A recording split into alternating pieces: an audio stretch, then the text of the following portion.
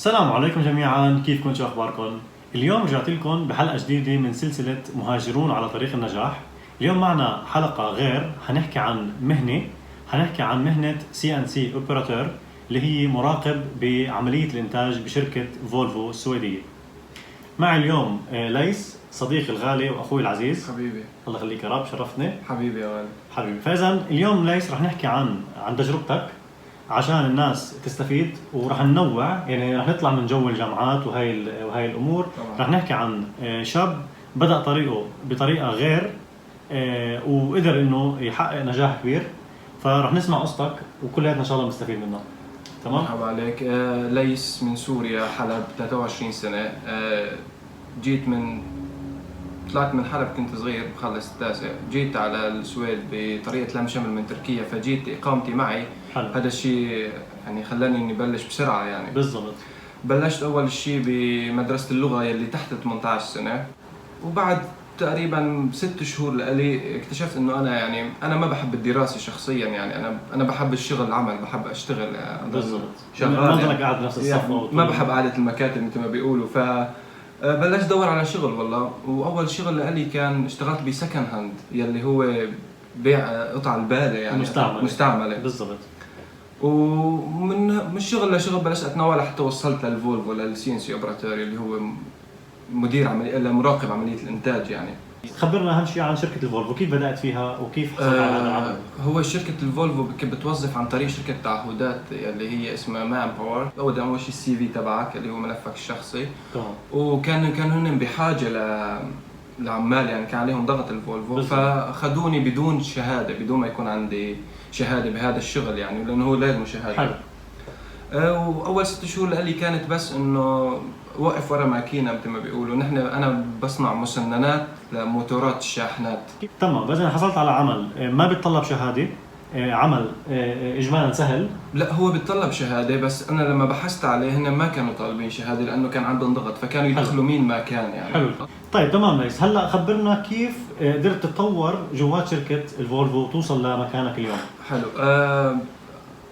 طبعا هذا الشيء أنت بتطلبه. إذا أنت بدك تتطور بدك تضل بنفس المكان، فبتضل بنفس المكان، بس إنك تتطور بيزيد مصاري، يعني راتبك بيزيد، وبتزيد خبرة أنت، وبصير صح. تعرف كل شيء تقريبا. أنا القسم تبعي نحن بنصنع مسننات لموتورات الشاحنات فولفو. أنا ما بشوف سيارات أبدا، بس موتورات شاحنات نحن. تمام. فأول ما كانت تعلمت عليها مخرطة هي. كانت أول شيء صعبة لأنه كلها قياسات بالمليمترات وهيك، ولازم تكون، وهو التعب شغلي ما فيه تعب جسدي، فيه تعب حلو ذهني يعني. بدك تفكر كتير، بدك تفكر القياسات لازم يكونوا صح 100%، ولا بيصير غلط كتير كبير. صح. والغلط بشركتي يعني بالفولفو بشكل عام، وشركة حاليا الغلط بشركة فولفو يعني بكلفك هذيك الحسبة. طبعا. أنا شغلي على ماكينة مخرطة سفارف بالسويدي. يعني ما بعمل شيء كتير، بس بقعد بشوف الماكينة طبعا بتعمل كل شيء، هي بتنتج كل شيء.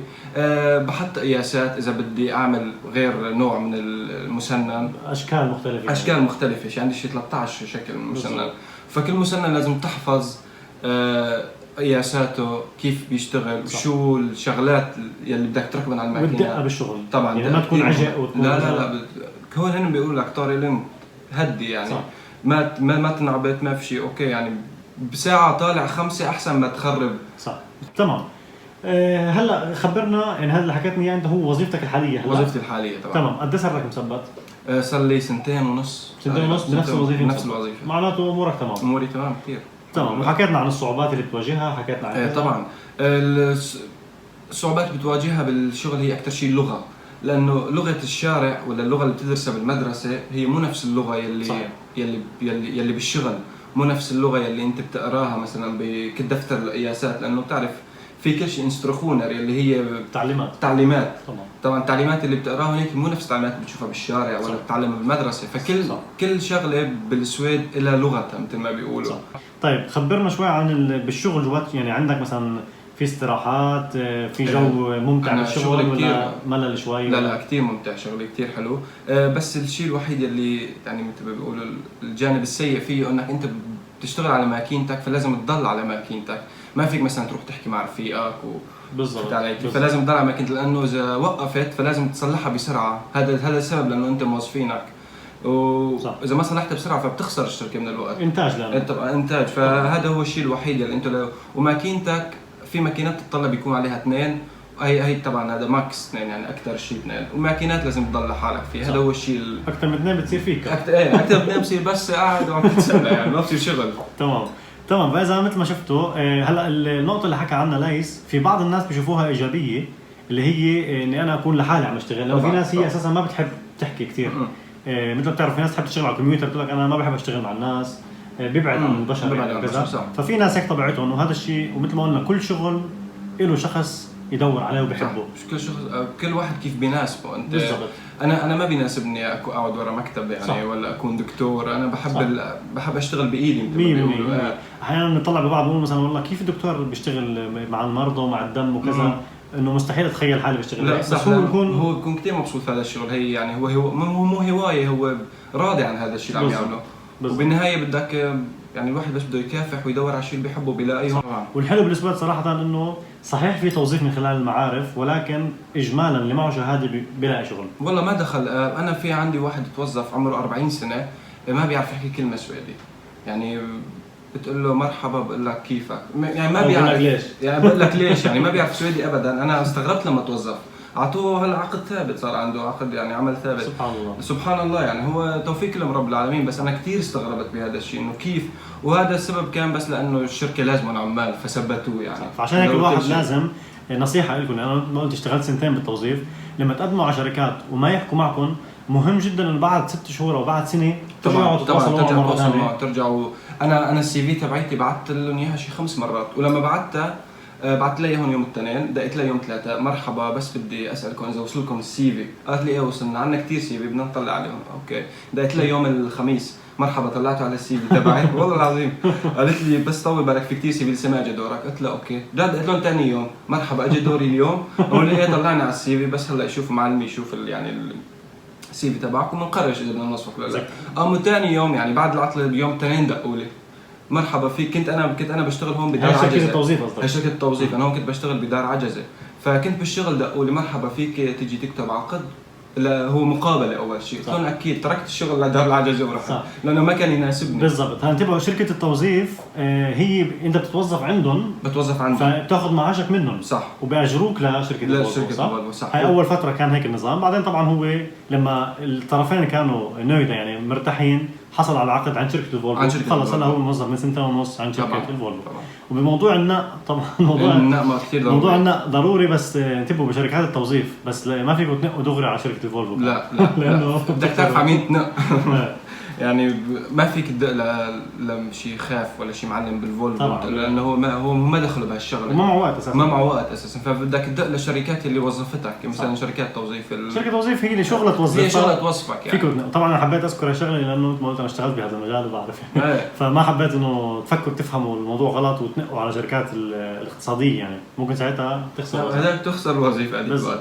فكتير ضروري انك تسعى، يعني انك تورجي انه انت مهتم لهذا الشيء وعن جد بدك شغل، وهذاك الوقت بتاخذ يعني. وكمان في موضوع العمر، يعني لما تكون انت يعني حاولوا قد ما فيكم اللي بده يختار هذا الطريق اللي هو مش طريق الجامعات، قد ما فيكم قدموا من انتم صغار. يعني كل ما قدمتوا انتم شباب كل ما افضل طبعا، لانه الشركه بتعرفوا بهمها شاب بيكون عندها صغير بالعمر، اول شيء عشان الحركه صح، وثاني شيء اللي هو الاستثمار. يعني بيستثمروا بشخص عمره 20، يعني هلا ليس ان شاء الله شركه الفولفو المفروض يضلوا معه فتره طويله طالما هو مرتاح معهم وبعده صغير. ففرق بين ما نجيب واحد كبير وقرب يصير مثلا تقاعد، بقول لك انه مش مضطرين احنا نعلمه ونصرف عليه ونتعب عليه. لا ما هو هذا الشيء اللي هو استثمار بالنسبه لهم. يعني انا يعني هن وظفوني لانه عمري صغير الواحد ما لازم يمدح حاله، بس انه شافوني بشتغل يعني فبدهم مثل ما قلت يستثمروني.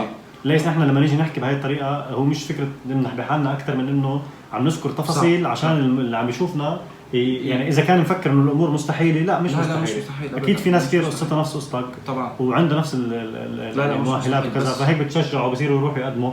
وشركه الفولفو مش موجوده بس بمدينه يوتوبوري ولا بستوكهولم، بكل السويد حتى المدن الصغيره في لهم بكل السويد. ما ضروري شركه الفولفو، يعني في كثير شركات ثانيه بتشتغل نفس الشغله وراتبهم احسن من راتبي. فيعني هو بس انت شوف شو حابب حالك، شو بدك تشتغل يعني، وجرب يعني الواحد زعل. انا عمري 23 سنه، انا هلا يعني بعد شغال 5 كله. سنين ما عجب لي الشغل بتركه بدرس مثلا ولا بدور على غير شغل. بالضبط، هاي فكره جدا إيه. حلوه على فكره اللي عم بقول ليس انه، بس على فكره ثاني مره بقول لك العمر كله ما برد علي. حبيبي يا غالي تمام. حبيبي. فشغله جدا حلوه قالها ليس هي فكره انه انه هو اختار هذا الطريق، طريق انه يبدا بالشغل دغري مش بالجامعات، لانه بعده صغير. فكان عم بيقول لي انه انا حتى لو لا سمح الله ما توفقت بعد العمر قدامي وبقدر طبعاً. ساعتها اختار طريق ثاني، احاول اروح اتعلم ساعتها طبعاً فيك بالطريقه التقليديه صح. يعني. هذا الشيء فهذا حلو جدا بالسويد. بدل على ذكاء وبدل على انه الشخص عارف حاله شو عم يسوي. هذا الشيء وفيك تشتغل شغلين اذا بدك كمان هون، يعني شيء كثير عادي هون بالسويد. فيك انا بكره 5 سنين مثلا شفت حالي تعبت مليت من شغلي بتركه وبروح بدرس. صح. او بتروح على شركات ثانيه او بتروح على تطور حالك شوي صح. زياده. وانت هون بيكون صار عندك بالسي في تبعيتك بملفك الشخصي خبره بهذا الشيء، ففيك تتوظف باي شركه بدك اياها بكل سهوله. صح. شركه الفولفو سمعتها مرتبه طبعا يعني. وانت موظف بشركه الفولفو 2.5 سنين، هذا شيء مو قليل يعني. وشاحنات يعني مو انه السيارات بيجي غير السيارات. انت بس بتوقف على مثل خط بتعدي عليه، هو بس بتركب براغي يعني. انا شغلي بده شهادات يعني. انا هلا صار عندي انا ما كان عندي شهادات، بس من بعد هاي الخبره يعني كل ماكينه اتعلم عليها يعطوني شهاده. انا هلا بعرف تقريبا نحن في عندنا شيء 12 ماكينه بقسمي كله. صرت انا بعرف شيء تقريبا 5-6 يعني 5-6 ماكينات بعرفها. هلا بكملها وبعدين بروح على غير قسم بالضبط. مثل ما شايفين في طريق طويل يعني. هي القصه مش موضوع سهل يعني، بده متابعه وبده مثابره وكذا. طيب مثل ما قلنا الناس اللي ما بتعرف، اوروبا بقى قاره بتعتمد كثير على موضوع الشاحنات طبعا. يعني كيف ما تمشوا بالشوارع بالدول الاوروبيه بالسويد ولا بالمانيا، خاصه بهي الدول يعني المانيا والسويد وكذا، مليان شحنات وكلها نقل وكذا. فمهم انه هذا القطاع جدا مهم صح. وما بتقدر اوروبا تعيش بدونه. في موضوع قالوا ليس يعني هو فكر نحن ما انتبهنا له، موضوع المعاشات. خبرنا شوي عن هاي الموضوع. المعاشات كثير حلوه بصراحه كثير حلوه. اول ما بتشتغل هلا حسب اذا انت موظف. انا لما كنت موظف عن طريق شركه تعهدات فكنت اخذ معاش خيالي. كنت اخذ بعد ما ادفع السكات يعني بعد ما ادفع الضريبه اخذ شيء 30,000 بالشهر. ما شاء الله. اللي هي بمني سفرتون. اللي هي بمني سفرتون. طيب كثير حلوه على فكره. لانه هو ما بعرف السبب بصراحه ليش، بس لما كنت بشركه توظيف فكنت اخذ مصاري اكثر. لما توظفت في الفولفو اكيد نزلت، لانه في عندهم شيء مثل اسمه درج الراتب يعني ستيج. فانا بما انه كنت ما بعرف ولا شيء فكان عندي كنت باول مرحله يعني. وكل ماكينه بتعلم عليها بتزيد درجه بالضبط. وطبعا الوقت كل 6 شهور بيعطوك نقطه فانت بترتفع بالراتب. انا حاليا راتبي وصلت الراتب يلي كنت بشركه توظيف 30,000 يلي بعد الضريبه باخذها. ممتاز جدا على فكره. وهذا لانه تعلمت على ماكينات ثانيه. كان فينا ابقى واقل راتب بتاخده هو طبعا حسب انت اي وقت بتشتغل بالليل، بتشتغل الصبح، بتشتغل المساء، بتشتغل كذا دوام. فهذا الشيء يعني حسب بتشتغل ارخص اقل شيء فيك تاخذ لما بتشتغل من الصبح من 8 من 6 يعني. دوام العادي يعني. انا بشتغل بالليل نط يعني هو من الساعه 10 بالليل ل 6 الصبح. فهذا اعلى راتب. انا بشتغل نط فراتبي كثير عالي. طبعا هذا انا ما بشتغل نط، بس لما بتشتغل نط فبتاخذ مصاري كثير يعني انت بتشتغل احيانا هيك احيانا هيك يعني. انا كثير خفت، فعندي اسبوع صبح، اسبوع مساء، اسبوع بالليل، واسبوع معطل. تمام. هذا الشيء شغل الليل بتحسه متعب جدا ولا بالعكس؟ بالنسبه لي انا كثير بحبه شغل الليل. انا يعني عندي صعوبه اني انام بالليل فبحب شغل الليل. طب قد صار لك بهاي بسنتين ونص بهاي الطريقه؟ لا شغل الليل صار لي فيه سنه تقريبا بشتغل بالليل. سنه وما حسيته اثر عليك؟ لا ابدا. طبعا. فاذا مثل ما شفتوا هي بترجع من شخص لشخص طبعا. يعني في ناس تحب تشتغل بالليل بالمره بتحب تنام، وفي ناس بالعكس بتحب تشتغل بالليل وتحسه انه هو يعني جدا ممتع انا كثير بحب شغل لانه كمان هدوء. بالليل ما بيكونوا كل الماكينات شغالات. فمثلا كذا يلي محتاجته الشركه انه يضل شغال 24 ساعه فهن بيشغلوه حسب شو الطلبيه. صح بالضبط. فمبسوط كثير بصراحه بالليل. والله يعني جدا فرحتني وجدا معلومات غنيه ومهني وتخصص جدا حلو. ومثل ما شفتوا طريق مختلف، وانا عشان هيك كنت مصر انه ليس يكون معنا يخبرنا تجربته. في شيء ثاني تحب تنصحنا فيه، تنصح الشباب فيه؟ بنصح الشباب انه ما في داعي انه دور على شيء اللي بتحبه. هون بالسويد كل شيء انت اللي بدك اياه بتحقق، بس اول شيء اسعى. ما فيك تقعد بالبيت تقول ما بلاقي شغل. طلع لبرا، دور، اسال، بتلاقي شغل. هذا الشيء اكيد. انا مريت بفتره ما كنت الاقي ولا شغله ابدا، بس ضليت عم بدور، ما قطعت الامل، لانه بعد سبحان الله رزقني بهذا الشغل. صح. فبتحب الدراسه دروس، بتحب تكون مهني تشتغل دروس، ما ضروري تصير ملياردير من وراء الدراسه، تصير ملياردير من وراء الحياه المهنيه يعني. ومش كل شيء فلوس بالآخر. لا مش كل شيء فلوس، اهم شيء مصاري. المهم تكون مرتاح بالشيء اللي عم تعمله والله يوفقكم. طيب في شيء بدي اسالك اياه، ما تعرضت لضغط مثلا من الاهل من الاصدقاء، او انت يمكن بدون ما يحكوا كنت تشوف انه مثلا والله الكل عم يدرس حوالي جامعات وكذا وانا بدي افوت بهالطريق بركي ما توفقت صراحه؟ والله بصراحه صح، هذا الشعور اكيد هو اللي بمر فيه الناس يعني. طبعا هلا انا كان معي رفقاتي اللي كنت اول ما جيت على السويد كانوا معي بالصف، هلا هن صاروا يدرسوا جامعات، شفت؟ بس هن ما معهم ولا كرون حاليا، فهمت علي شلون؟ وانا يعني ما اسف هالكلمه، بس انا في بجيبي مصاري ومعي شهادات بهذا الشيء، وحابب الشغل عم بشتغل، فما شايف كثير فرق، هن حابين هذا الشيء الله يوفقهم. انا بالنسبه لي انا طريقي اخترته وبصراحه كثير مبسوط يعني انت هيك كنت عم تفكر ورشقت معك باحد اول شركه ورشقت معك باول شركه الحمد لله. مثل ما شايف بالضبط الحمد لله رب العالمين. بالنهايه هي كلها ارزاق، ومثل ما شفته ليس كان عنده جرأة وصمم على طريقه والحمد لله نجح فيه، وهو اليوم من اقوى الشركات بالسويد، ومعاشه على فكره عم تحكي انت 30,000 يعني مثل معاش الصيدلي لما يتخرج. يعني انا بدرس 5 سنوات صيدلي وبالاخر بطلع ببدا 30 او 32 او 33 حسب يعني، فجدا طريق مميز. وهذا معاشي لسه بس سنه وشوي صار يعني. انا معاشي في يعلى لل 45,000 50,000 فيك تاخذ حسب، ولما بتصير لود ليدر يعني انت مدير على الماكينات فبيعلى اكثر، ولما بتصير مثل خيف معلم فبصير اكثر يعني، ففي يوصل لل 100,000 بالشهر. بالنهايه ما تنسوا هاي شركات كلها شركات ربحيه طبعا، فاكيد رح تعطي موظفينها. طبعا عندكم نظام شيء البونس وهيك؟ طبعا عندنا هذيك السنه اخذنا مو هذيك السنه من كم شهر والله اخذنا بونص شيء 11,000 كرون كل موظف يعني وزعت. بتاخذوه مثلا بالسنه او لا حسب الربح تبع الشركه. حلو. هذيك السنه كانت الفولفو ربحانه 293 مليار كرون اذا ما يعني الرقم بالضبط. فوزعوا على الموظفين تبعاتي يعني مثل حلوان بيقولوا، مثل ما شايفين بالضبط يعني. حتى بالشركه اللي اشتغلت فيها انا زمان بالتوظيف كان كل 6 شهور يطلع لنا تقريبا 40,000 كرون كل شخص مكافاه اللي هي بونص يعني. هذا هو سيستم يعني نظام بالشركات الربحيه. صح. طبعا مش كل الشركات بس لا، فكانوا يعطونا 40,000 كل 6 شهور، ولكن طبعا كانت تيجي الدوله تاخذ منه 15,000 تقريبا ضريبه اجباري، فما بضل لك شيء، بضل منه 25 يمكن او هيك شيء. فما بس برضه حلوين يعني. فمثل ما شفتوا يا جماعه الحمد لله هذا هو هي تجربه ليس. بتمنى تكونوا استفدتوا منها، والكل يتشجع انكم تختاروا الطريق اللي بتحبوه، ان كان جامعه او ان كان مهنه حره او ان كان تفوتوا على يعني تتوظفوا لحتى توصلوا للشيء اللي بدكم اياه. بالحلقات الجايه ان شاء الله عندي رح نرجع لتخصصات الجامعه، وكمان رح اقابل ناس عندهم مهن خاصه يعني فتحوا مصالح كمان، عشان نكون نحن هيك عندنا صوره عن كل عم نحكي عن كل شيء ممكن يصير بالمجتمع. وهون مثل ما السويد مو مثل امريكا، بس هون فيك تحقق اللي بدك اياه، بس اسعى. بالضبط. صح. بتمنى التوفيق للجميع. تسلم يا رب. فاذا بتشكرك كثير ليس حبيبي يا خالد، نورتنا حبيبي يا خالد، وبتشكركم كثير على المتابعه وعلى الدعم. ما تنسوا تنشروا المقطع عند رفقاتكم عشان يتشجعوا. بترككم بامان الله. السلام عليكم.